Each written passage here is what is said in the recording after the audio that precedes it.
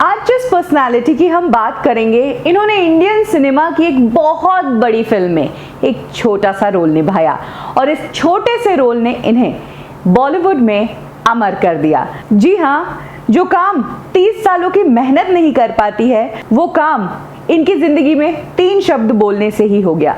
इनको एक बहुत बड़ी फिल्म में सिर्फ एक डायलॉग मिला था जिसमें 3 शब्द थे, पूरे 50,000। इन शब्दों ने इन्हें अमर बना दिया। आप समझ ही गए होंगे मैं किसकी बात कर रही हूँ, हमारे बॉलीवुड के सांभा यानी कि मैकमोहन की। मैकमोहन की लाइफ से जुड़ी वो बातें मैं आपको बताऊंगी जो आपने शायद ही सुनी होंगी। कब मैकमोहन, जो कि क्रिकेटर बनना चाहते थे, वो बॉलीवुड में आ गए। क्यों मैकमोहन को शोले फिल्म का फर्स्ट कट देखकर बहुत गुस्सा आया था और उन्होंने रमेश सिप्पी से झगड़ा कर दिया था, और कैसे मैकमोहन की खराब आदतों ने खत्म की उनकी जिंदगी।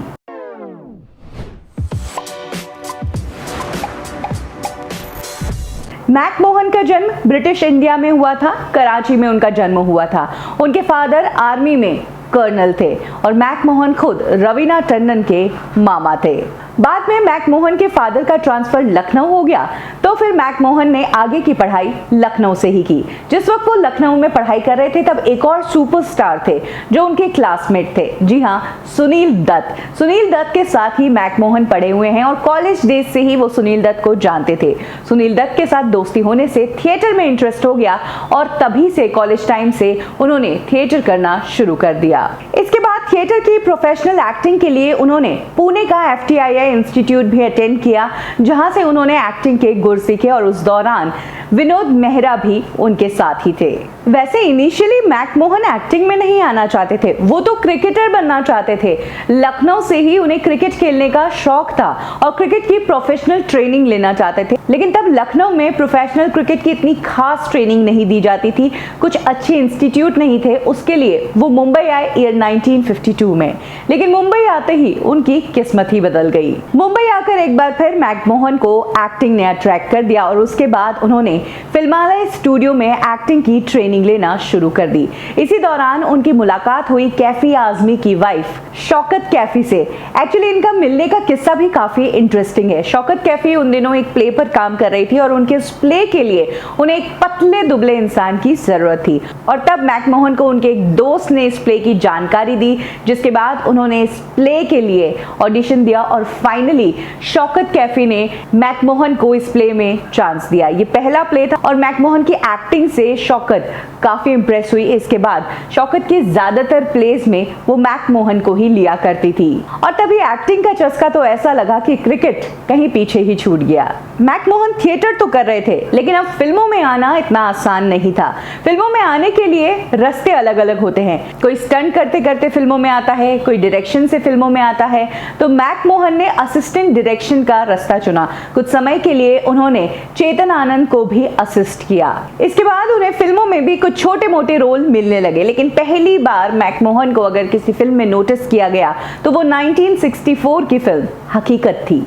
इस फिल्म में मैकमोहन ने एक सैनिक का किरदार निभाया था और इस फिल्म में उनका रोल काफी पसंद किया गया। इसके बाद मैकमोहन ने और भी कुछ फिल्मों में काम किया, जैसे कि जंजीर, शागिर्द, शरीफ बदमाश। लेकिन जिस फिल्म ने इंडस्ट्री में मैकमोहन को पहचान दिलाई, उस फिल्म में था तो इनका सिर्फ एक ही डायलॉग, 3 शब्द का, लेकिन उस डायलॉग से और उस कैरेक्टर से वो अमर बन गए। जी हाँ, यहाँ पर बात हो रही है फिल्म शोले की।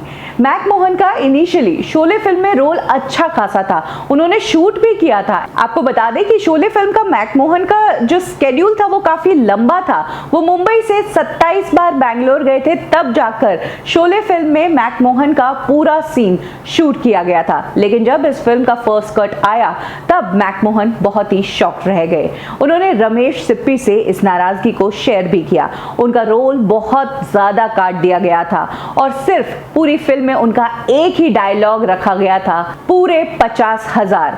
मैकमोहन ने इस बात की शिकायत फिल्म के डायरेक्टर रमेश सिप्पी से भी की, लेकिन तब सिप्पी साहब ने कहा कि अगर ये फिल्म हिट हो जाती है तो मैं तुम्हें बताता हूं कि ये तुम्हारी जिंदगी का सबसे अच्छा रोल होगा और तुम आगे जाकर इसी फिल्म से और इसी रोल से जाने जाओगे। जी हाँ, शोले फिल्म में उन्होंने सांभा का किरदार निभाया था और सांभा का जो नाम था वो गब्बर की जबान पर चढ़ा चढ़ा हुआ था। गब्बर को कुछ भी पूछना होता था तो गब्बर अरे ओ सांभा करके ही पूछते थे। यही कारण था कि मैकमोहन का इस फिल्म में रोल छोटा होगा। मैकमोहन के इस फिल्म में डायलॉग कुछ नहीं थे, सिर्फ 3 शब्द की एक लाइन थी, लेकिन वाकई में शोले फिल्म आज कल्ट क्लासिक साबित हुई। और इसके अलावा यही वो फिल्म है जो मैकमोहन के लिए इंडस्ट्री में पहचान बनी और इसी फिल्म ने मैकमोहन को विलेंस का फेवरेट बना दिया। जी हाँ, इस फिल्म के बाद मैकमोहन ने कई बड़ी फिल्मों में बड़े बड़े विलेंस के राइट हैंड का काम किया। डॉन, कर्ज, सत्ते पे सत्ता, रफू चक्कर, खून पसीना, शान, ये वो सभी फिल्में थी जिसमें मैकमोहन हमें नजर आए। और फिर हमेशा मैकमोहन जैसे ही स्क्रीन पर आते थे तो वाकई में लगता था कि हाँ ये सांभा है, मतलब वो पहचाने जाने लगे थे। इनफैक्ट कई बार तो विलेन से ज्यादा मैकमोहन पॉपुलर हो जाया करते थे कि सांभा आ गया है। इनिशियली जब शोले फिल्म बनी थी तब मैकमोहन थोड़े नाराज हुए थे, लेकिन बाद में उन्हें सिप्पी साहब की बात बिल्कुल सही लगी थी, क्योंकि उनके साथ कुछ ऐसे किस्से हो गए जिनसे उन्हें समझ आ गया कि वो वाकई में बहुत ज्यादा पॉपुलर है।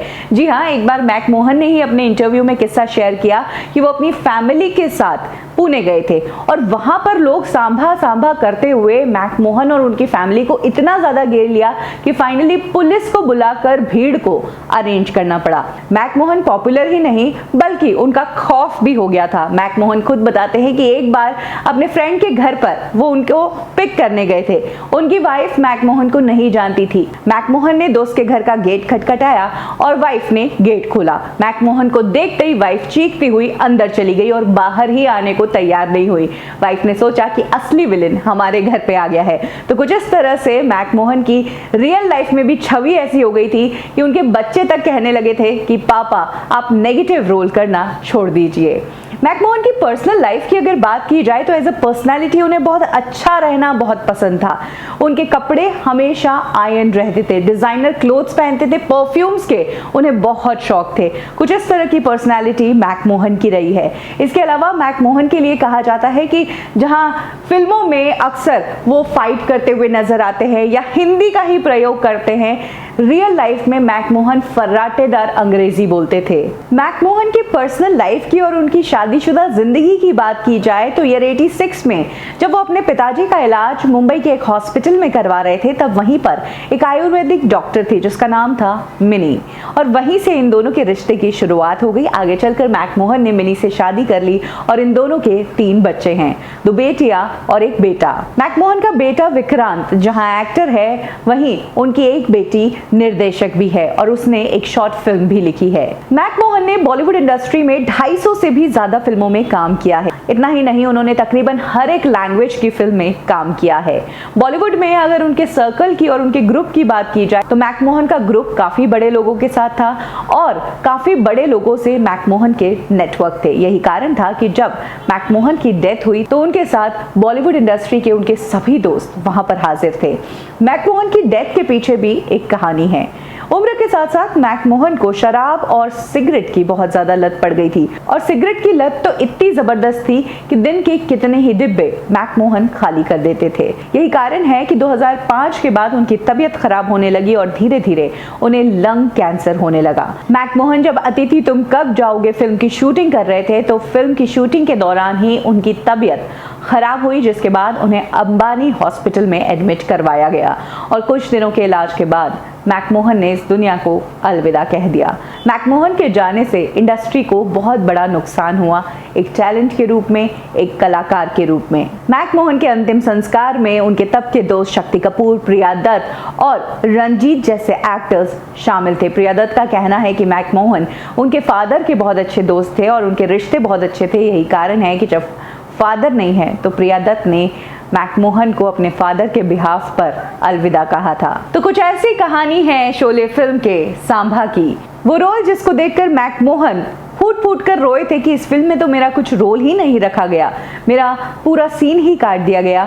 उसी फिल्म ने इन्हें पॉपुलर बनाया और यही फिल्म उनकी जिंदगी की सबसे बड़ी फिल्म बनी। मैकमोहन का कौन सा किरदार, कौन सी फिल्म आपको बहुत पसंद है, कमेंट सेक्शन में जरूर शेयर करें। कब की और कैसे में अभी के लिए बस इतना ही। फिर मिलेंगे बॉलीवुड की एक और स्टोरी के साथ। लाइक करें हमारा फेसबुक पेज बॉलीवुड ठिकाना, फॉलो करें हमें इंस्टा पे और सब्सक्राइब करें हमारा यूट्यूब चैनल बॉलीवुड ठिकाना।